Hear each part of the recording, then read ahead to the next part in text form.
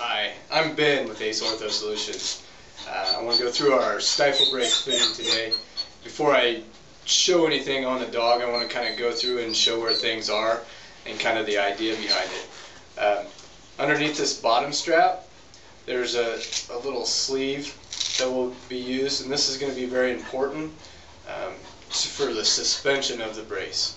Okay, it will wrap around just above the hock, and then this hock guard will stick to it, and then the strap will strap across the top of it. And so when that hock guard sticks to this neoprene, it keeps the entire brace from sliding down. Also on here, there's a pad on the tibial crest. Because this is a bony prominence over the top, we add padding in this area.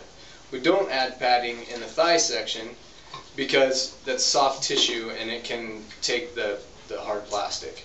We also have a pad underneath the back strap so the edges don't cut into it. This top strap, again, there's more soft tissue, so it's not needed.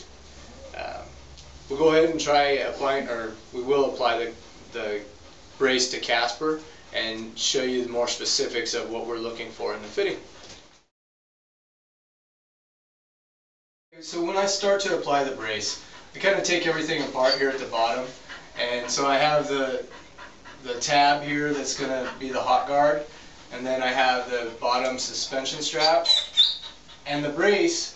I've actually taken all the straps and reflected them back around the other way, so there's going to be a clear channel through so I can apply the brace and the straps are out of the way.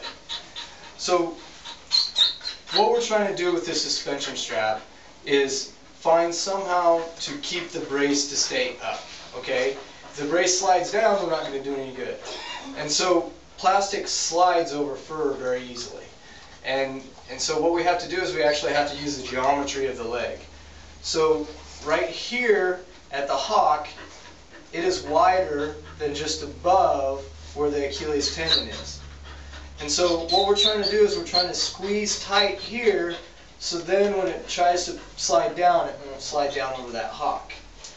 And so that's what we're doing with this sleeve, is we have to be able to apply it tight enough that it's not going to slide down past that sleeve. Now you may wonder, is this going to be too tight? Is it a tourniquet? You can apply it tight enough that it's not going to slide down and there's still motion in the Achilles,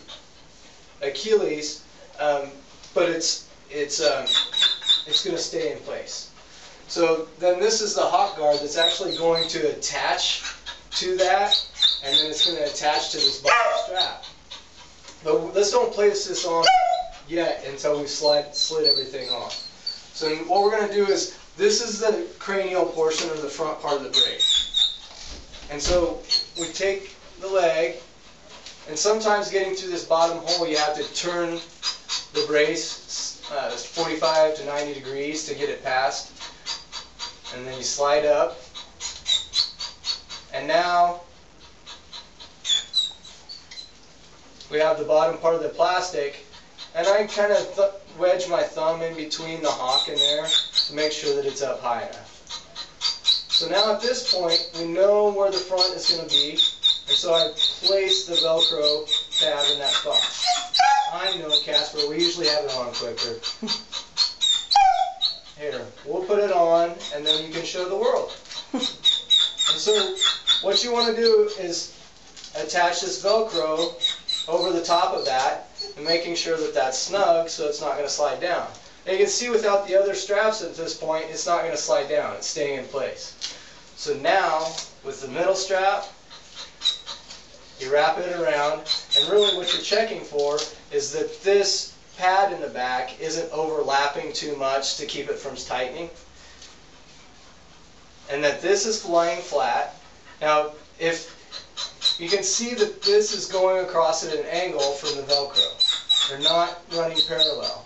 And the reason that is because the calf is a triangle. So if you try to wrap the straps directly across, you will have more pressure on one side than the other. So you have to wrap it at an angle. And so what you want to do is find that angle so that's going to wrap flat across there. You may have to twist at the rivet so that lays straight like that.